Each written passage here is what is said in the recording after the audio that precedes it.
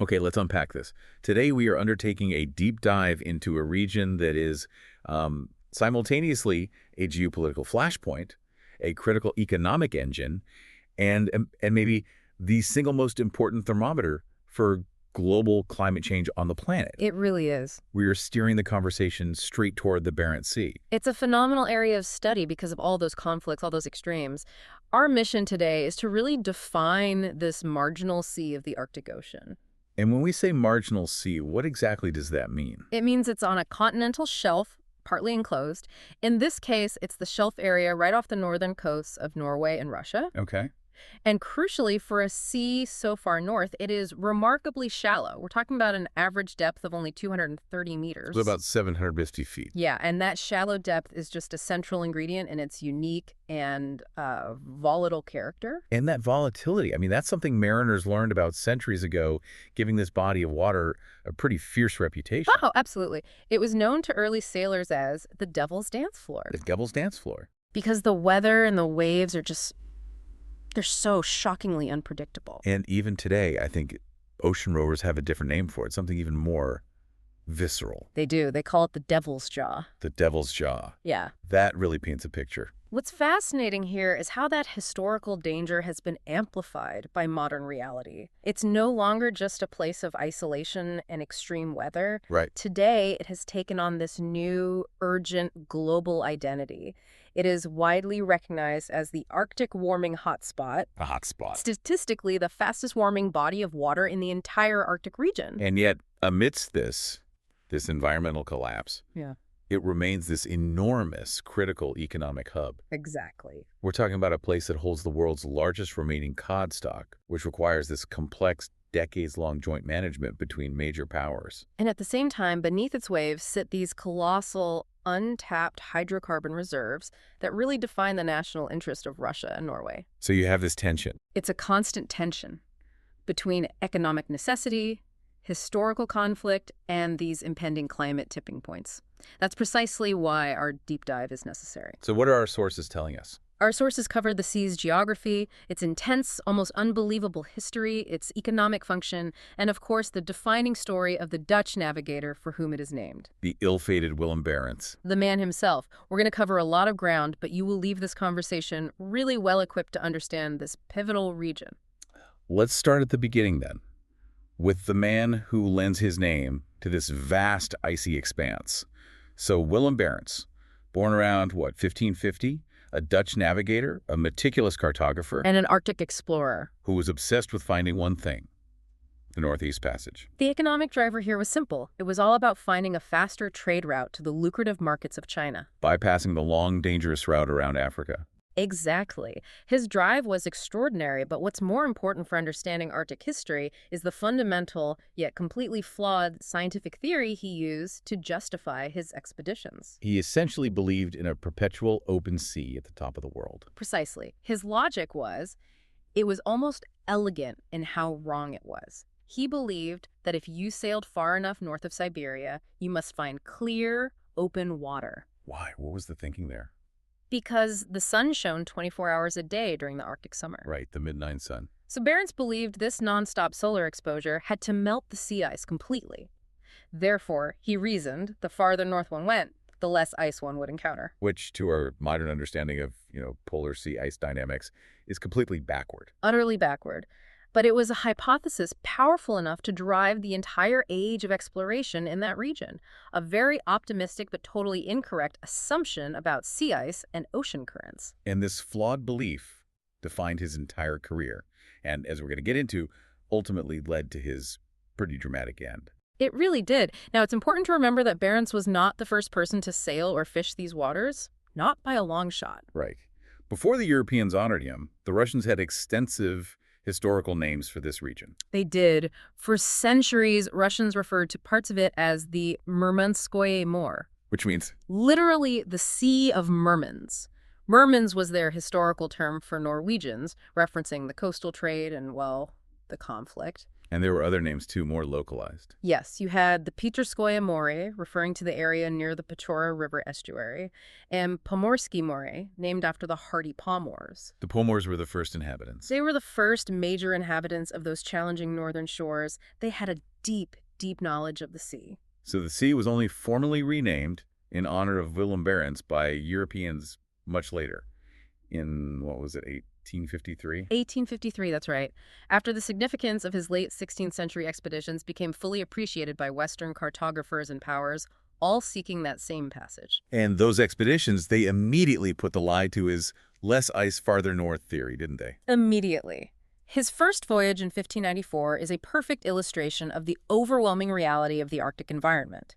He left Texel aboard a small ship, the Mercury, aiming for the Kara Sea. And the sources detailing the crew's initial encounters with Arctic wildlife, I mean, it's almost impossible to read without wincing. It really is. It speaks volumes about the explorer's combination of boundless courage and, frankly, zero common sense. Well, they were near a place they called Bear Creek, and they saw a polar bear for the very first time. Okay. They shot it, wounding it with a musket, and then, in a collective moment of just pure hubris, they decided that a wounded, massive predator should be captured alive. No. Yes. They wanted to bring it back to Holland as a trophy. Trying to leash a rampaging wounded polar bear onto a 16th century wooden ship, the logistics alone are baffling. The record suggests they actually managed to tether it for a brief moment. You're kidding. But once aboard the small vessel, the bear, as you'd predict, rampaged. They were forced almost immediately to dispatch it. A brutal introduction. A brutal, costly introduction to Arctic fauna. But the learning curve got steeper and perhaps even more violent very soon after that. This was near the Orange Islands, where they ran into a spectacle of nature, this massive herd of, 200 walruses? Approximately 200, yeah. And in the 16th century, this was less a biological wonder and more a floating mountain of ivory, a huge wealth opportunity. So they tried to kill them for their tusks. They did, using only the tools they had. Cold steel. We're talking hatchets and pikes. And the sources get very specific here, don't they? About what happened next. Chillingly specific. They found the task nearly impossible. The sheer, deep cold of the Arctic atmosphere had made their iron and steel instruments incredibly brittle. So the weapons just broke. The hatchets and pikes would literally shatter and bend on contact with the animal's thick, tough hides and blubber. They left with only a handful of ivory tusks. A painful lesson. A crucial, if painful, lesson. Conquering the Arctic required specialized, non-brittle gear and a deep understanding of the environment they were trying to exploit. So, despite Barents being turned back by impenetrable ice near Novaya Zemlya, failing to find the passage he sought, the sheer grit and distance covered on that first trip led to it being celebrated as a success back home. It was. And that success paved the way for the later fateful voyages. It secured his place in history, even though the sea that bears his name today is undergoing a transformation that would have been, well, completely unimaginable to him. Now we transition from the history of exploration to the physical reality of the Barents Sea today.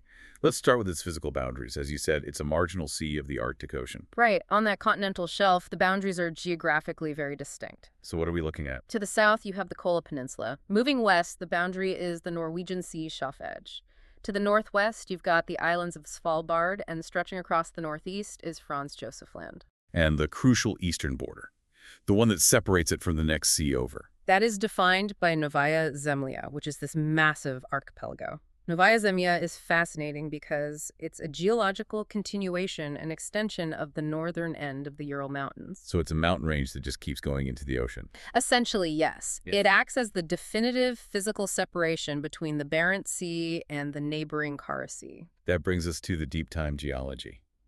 You mentioned its foundation was laid during two colossal continental collisions. Can you walk us through the scale of those forces? I mean, what are we talking about here? We're talking about mountain-building events that shaped entire continents.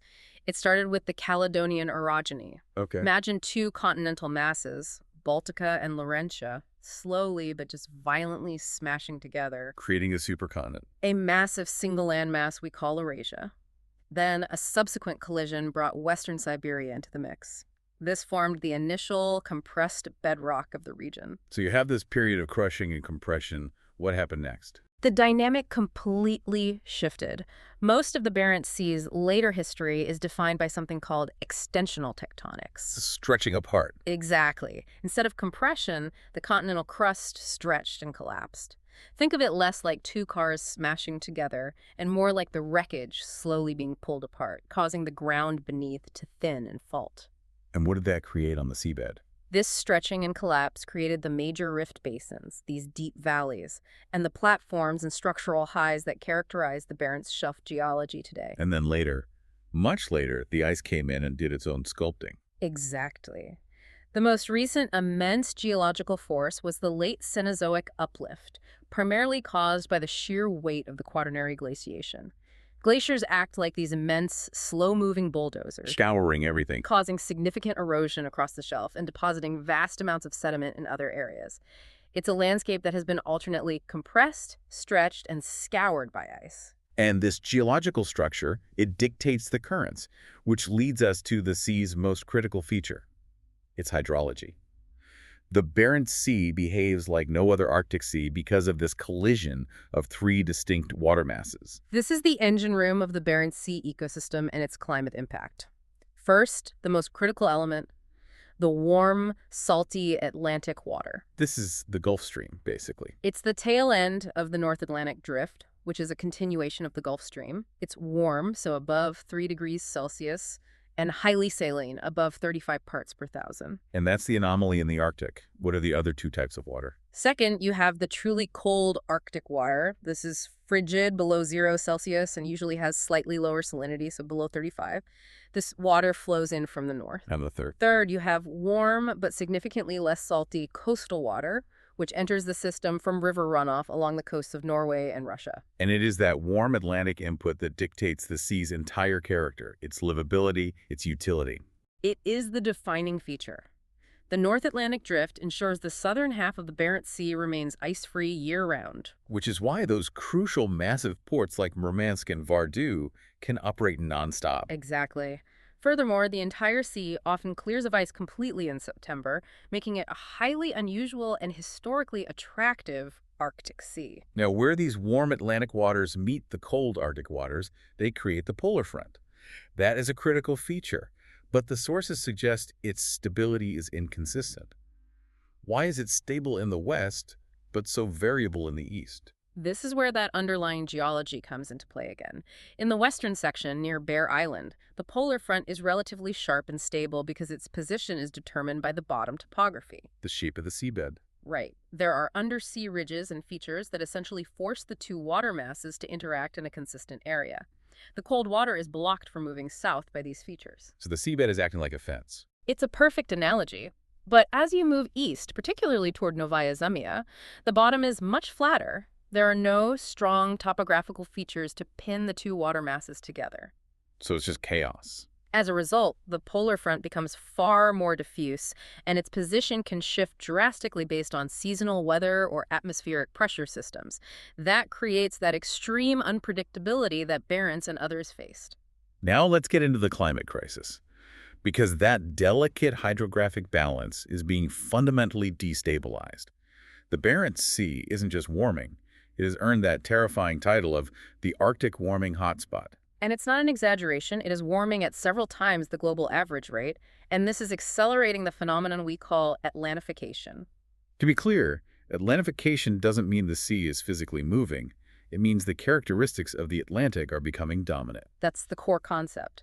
The warm, salty Atlantic water is pushing farther and farther north, overwhelming the influence of the cold, dense Arctic water. And this warming has two critical effects. The first is obvious. A drastic reduction in sea ice coverage. And the second is more complex, a decreased stratification of the water column. Why does losing stratification matter so much? Well, stratification is when you have distinct protected layers of water. In the Arctic, you often have a layer of cold, less salty freshwater from melted ice sitting atop the warmer, saltier Atlantic water below. Like a lid on a pot. Exactly. That freshwater layer acts like a protective blanket, preventing the heat from the deeper Atlantic water from melting the sea ice from below. So when that stratification decreases, The warm Atlantic heat is no longer trapped below a cold barrier. It mixes deeper, it rises higher, and it begins melting the remaining sea ice both from the surface and the bottom simultaneously. Creating a feedback loop. A runaway feedback loop. This is why some assessments suggest Barents Sea ice could permanently disappear if global warming exceeds 1.5 degrees Celsius. It's an early regional tipping point. And this loss of ice isn't just a regional problem. It connects directly to that complex aha moment that links the Barents Sea, the BKS ice, decline to global weather patterns. Absolutely. This is where the ice loss in one remote area begins to dictate the weather in densely populated continents. How did that research get started? It gained serious momentum around 2010. The initial proposals suggested that a decline in BKS floating ice was causing more intense, colder winters across Europe. Which sounds so counterintuitive. A warmer Arctic leads to colder winters further south. It does, but it's about altering the jet stream dynamics. Later research quantified this link, and the numbers are just astonishing. One significant paper showed that BKS ice decline was directly responsible for 44% of the cooling trend observed in Central Eurasia between 1995 and 2014. 44%. That's a massive statistic. It means nearly half the experience of winter in a huge region like Central Eurasia was shaped by ice dynamics thousands of miles away. It's a huge fraction of a regional climate shift, all traced back to a relatively small marginal sea. And the effects are geographically complex, right? There's this snowfall paradox. A fascinating one. The ice decline leads to reduced snow cover in North Eurasia, which is closest to the Barents Sea. But simultaneously, the atmospheric shifts. The weakening of the polar vortex. Right. It funnels moisture in a way that actually increases snow cover across Central Europe. It's a fundamental redistribution of moisture and cold air. But the truly critical detail that the sources highlight is that we can't simplify this to less ice equals different winter. The response is critically nonlinear. Yes. The timing of the ice loss dictates the entire outcome. This is a major insight that refined the science in 2021. It's not just if the ice melts, but when. Okay, so break that down. If BKS ice loss occurs early, in the autumn, it increases atmospheric pressure over the Barents Sea. This pushes the Siberian high farther west, drawing colder air down and resulting in cooler Eurasian winters. But if the melt happens later in the year? If the ice loss is delayed until the winter months, the resulting atmospheric circulation patterns are different, leading to a warming effect, and so you get warmer Eurasian winters. Wow. So the system is exquisitely balanced, but now profoundly unstable. And the consequences stretch into the following seasons, too. The research also shows that while accelerated BKS ice loss might, in the long term, reduce the risk of the most severe winter extremes, It has a knock-on effect. it significantly magnifies the risk of heat waves during the following spring and summer months across Eurasia.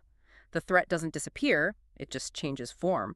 It shifts from infrastructure-stressing cold to agriculture-damaging heat. And the teleconnections seem to stretch even farther across the globe. Oh. We're talking about links proposed between BKS ice in November, December, and greater June rainfall over South China. It's a remarkable illustration of global interconnectedness. One study even drew a statistical connection between the ice cover in the Kara Sea, the neighbor of the Barents, and the ice cover on Lake Qinghai, high up on the Tibetan Plateau. So the Barents Sea is truly acting as a central switchboard for global systemic risk. It is. It's demonstrating that the health of this seemingly remote region is tied directly to crop yields, infrastructure costs, and flood risks in these distant population centers.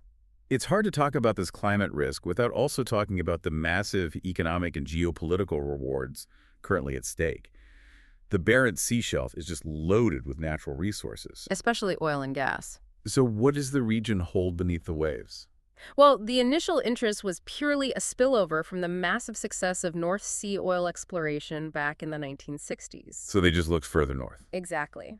Norway kicked off its exploration efforts in its sector of the Barents Sea in 1969. Russia began exploration in their territory around the same time, particularly encouraged by onshore success in the nearby Timen-Pechora Basin. And early Norwegian efforts were pretty positive, leading to some significant fields. They were. The first major discoveries were the Alke and Askeladden gas fields in 1981. This was followed by the critically important Snøhvit field, which was brought into production in the late 2000s and really helped secure Norway's foothold in the region. But the Russian side, they found a true giant. one that still looms large in global energy projections. They found the Stockman field in 1988. It's an absolute behemoth. How big is Behemoth? Based on current estimates, it is classed as the fifth largest gas field in the world. Its sheer scale means its development would be a complete game changer for European gas supply. So, if the resource is so immense, why has Stockman remained largely undeveloped for decades? What's the holdup? It came down to a perfect storm of technical, logistical, and political hurdles. Firstly, the prohibitive cost was a major factor. It's just more expensive to drill in the Arctic. Exponentially more expensive. You need specialized, ice-hardened infrastructure. And then secondly, the 1990s brought profound political instability in Russia, making massive, decades-long infrastructure projects just impossible to finance. And the logistics of getting that gas to market, it's not simply a pipeline away, is it? Not at all. Since the gas is located so far from existing infrastructure, the initial plan required building massive liquefied natural gas facilities, LNG facilities, either floating or shore-based. Which requires a colossal initial investment. Colossal. And specific deep-sea technology for managing the extraction and liquefaction processes in an Arctic environment. You combine that with periods of very low global gas prices in the late 90s and early 2000s. And the economic argument just evaporates. It evaporated for years, despite the size of the resource. Now, the enormous economic prize inherent in these fields fueled a major, decades-long geopolitical conflict over the maritime boundary between Norway and Russia. This dispute was foundational to regional instability for a long time. Norway favored a median line approach. The standard international approach. Right. It's internationally accepted under the 1958 Geneva Convention, a line drawn equidistant from the shores of both countries. But Russia had a different idea. Russia favored a meridian-based sector line, which stemmed from a 1926 Soviet decision, drawing lines straight from the pole toward the continent. And these two competing claims didn't just meet, they overlapped dramatically. The overlap created a massive contested territory referred to as the neutral gray zone. And how big was this gray zone? Staggering. 175,000 square kilometers. That amounts to about 12% of the total Barents Sea area. So a huge chunk of potentially resource-rich seabed was just off limits. Exactly. Because both nations asserted a claim, they mutually agreed on a moratorium on hydrocarbon exploration there, starting in 1976, essentially locking away that immense potential. How is this standoff finally broken after over 3 decades? It took the political will of both nations nearly 2 decades after the collapse of the Soviet Union. In 2010, Norway and Russia signed a landmark agreement. And what did they agree on?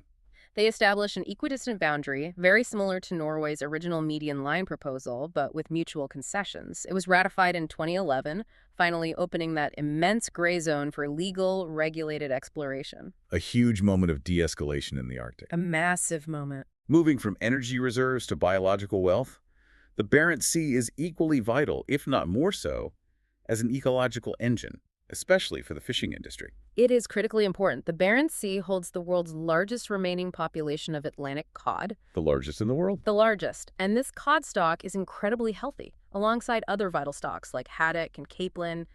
Managing this immense ecological wealth is a primary concern for the entire North Atlantic fishery.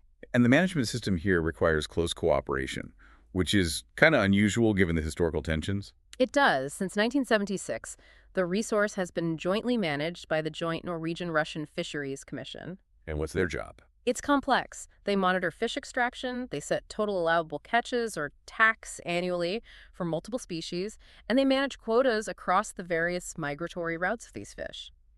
It's a remarkable cooperative attempt to sustain a shared natural resource. But the sources indicate a serious, persistent crack in this cooperative facade. The problem of underreporting. How big a threat is this to the world's largest cod stock? It's a significant ecological threat, precisely because it creates this massive blind spot for researchers and regulators. They just don't have accurate data. They don't, because many catches, and we're talking potentially huge volumes, are not reported when the fishing boats dock.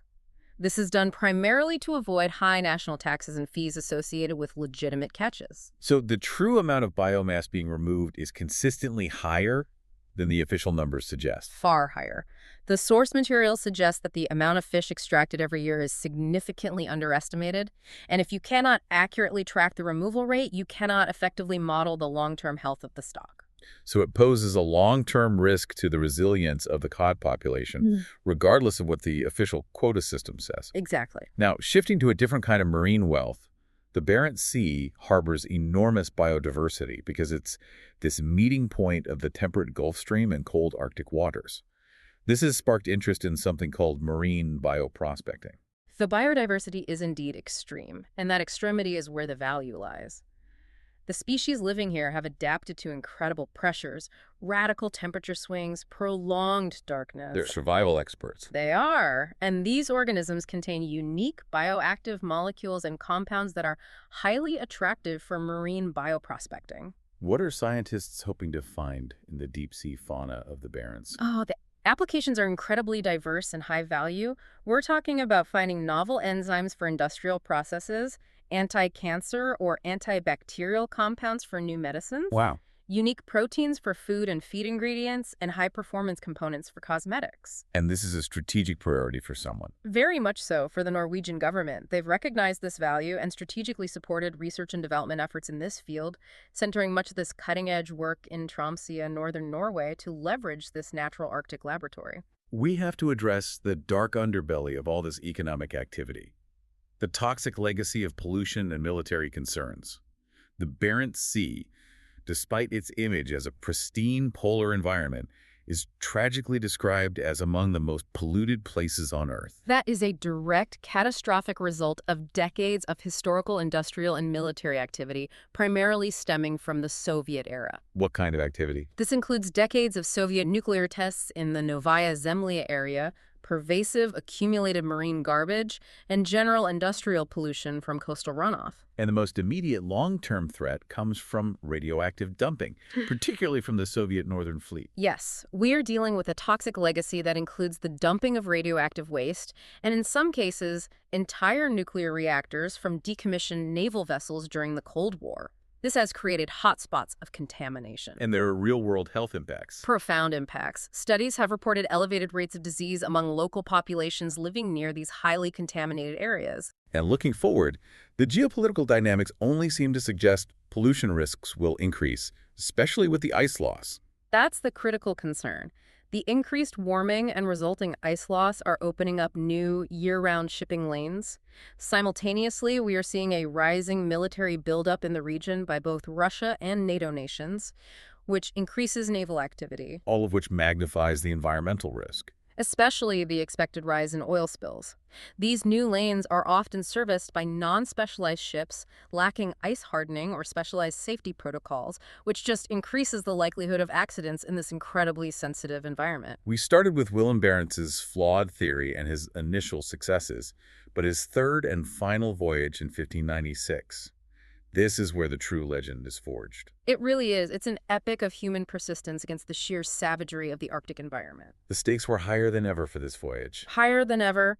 Remember, the States General, the Dutch government, had stopped financing these trips because Barents hadn't found the passage. So they offered a prize instead. A massive financial reward, but only for successful navigation. So the Town Council of Amsterdam funded 2 ships, commanded by John Rip and Jacob van Heemskerk, with Barents serving as the expert pilot and overall commander. The pressure for success was immense. And despite the tragedy that followed, this voyage resulted in 2 major, lasting geographical discoveries. Yes, proving Barentz's incredible skills as a navigator and cartographer.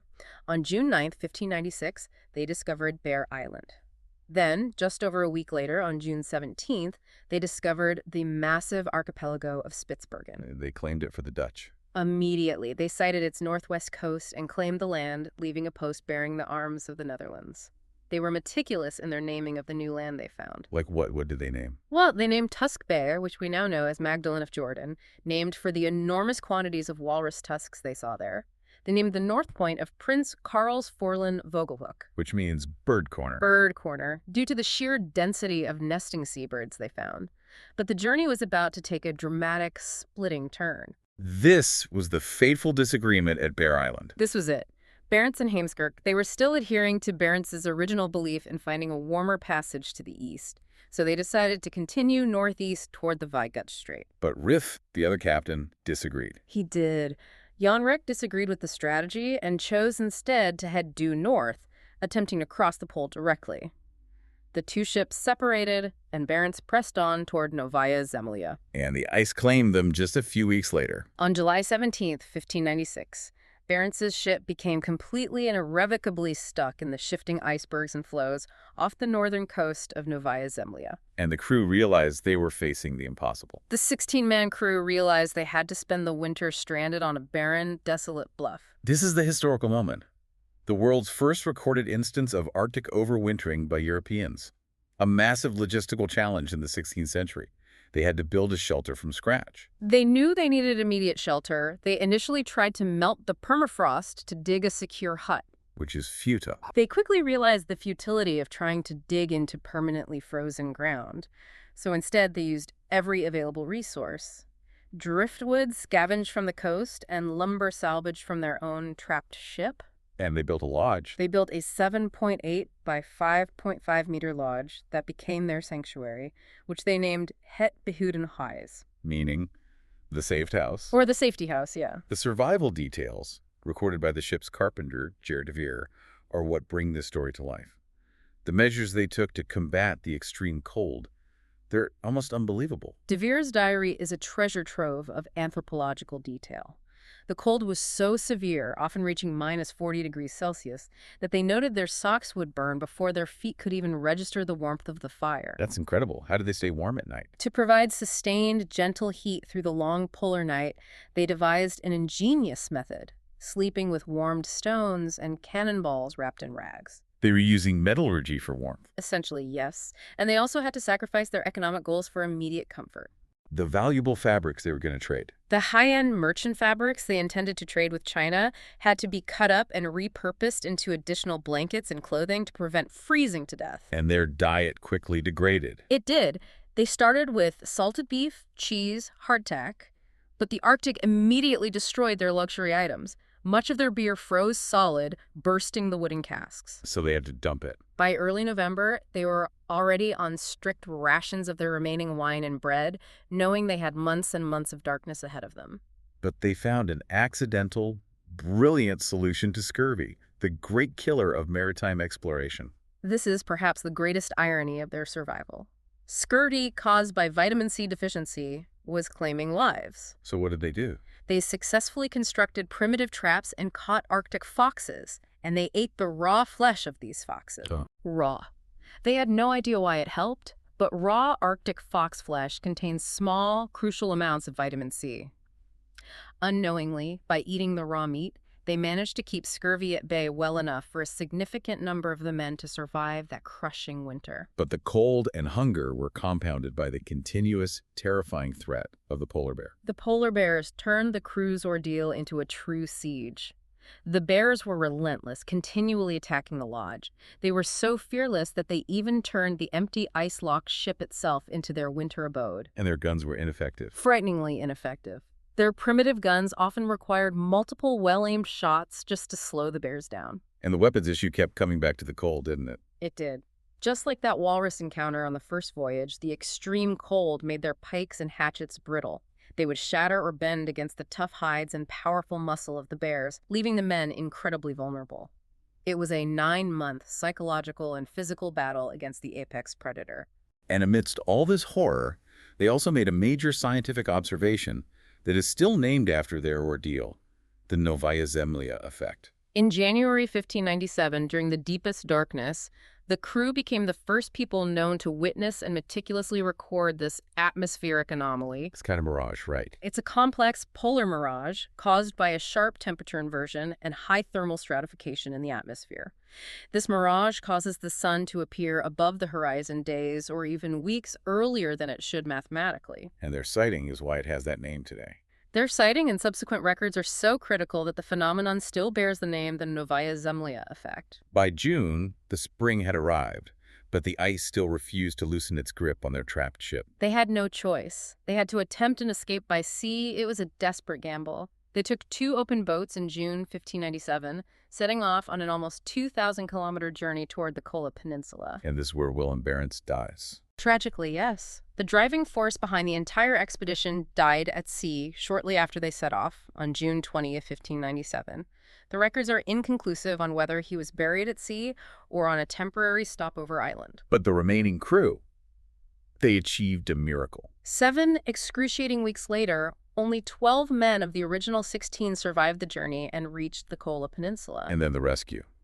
It's just an unbelievable coincidence. Stunning. They were rescued by a Dutch merchant ship and the captain, none other than Jan Rijp. The man who had split from them. The man who had split from Barents on that third voyage, now back on a second, private voyage. He found his former colleagues alive, who he assumed were lost forever, and they finally returned to Amsterdam on November 1st, 1597. An ending worthy of an epic poem. Mm-hmm. But the physical legacy is just as important.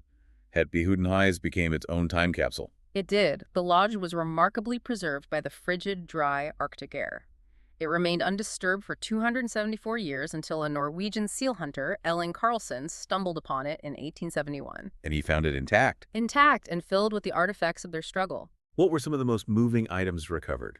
The collection offered this tangible proof of their ordeal. Copper cooking pots, the ship's clock, a flute they must have used to pass the endless hours, meticulously kept maps, a tool chest. And a note. And the handwritten message Barents and Heemskerk left for future visitors. These physical items are the most complete record we have of a 16th century European Arctic overwintering. They offer an unparalleled look at their daily struggle. And where are they now? Most of this remarkable collection now resides in the Rijksmuseum, Amsterdam. His legacy lives on not just in the sea, but in place names like Barentsburg and the Maritime Institute Willem Barentsz. So this deep dive into the Barents Sea shows it's a place of just devastating duality. It's geographically unique, the North Atlantic Drift keeping its southern parts warm, yet it's politically and economically crucial. Holding jointly managed fish stocks and these vast energy reserves that were only recently unlocked by a major international treaty. And perhaps most significantly, it is the crucial bellwether for the entire Arctic. It really is. It is the fastest warming region, currently undergoing Atlantification, showing us what the consequences of permanent ice loss will look like on a global scale. What stands out to me most, tying this entire narrative together, is the profound irony of Willem Barentsz. He was driven by this fundamental but completely flawed belief. That he would find less ice the farther north he went. His entire mission was based on the hope that open, navigable water existed up there. And today, we are witnessing the realization of his dream, but for reasons entirely outside of his 16th century imagination. The ice is rapidly disappearing, not through natural solar cycles, but through human-driven climate change. Directly linking his history of impossible exploration to the reality of our present crisis. It's a perfect tragic loop. So if we accept the detailed findings that the complex, nonlinear timing of Barents Sea ice loss can be tied to everything from a 44% contribution to a central Eurasian cooling trend to increased spring heat wave risk and even distant June rainfall patterns in South China. Then this raises an important question for you, the listener, to continue exploring. As the Barents Sea continues its rapid, almost irreversible slide toward permanent ice-free conditions, the climate system is losing a key stabilizer. So what's next? What unexpected, complex, and currently unknown atmospheric and weather patterns might this devil's jaw be currently brewing for the rest of the world? And what will the economic cost be when that surprise weather system finally arrives? The interconnectedness of our global systems demands continuous attention.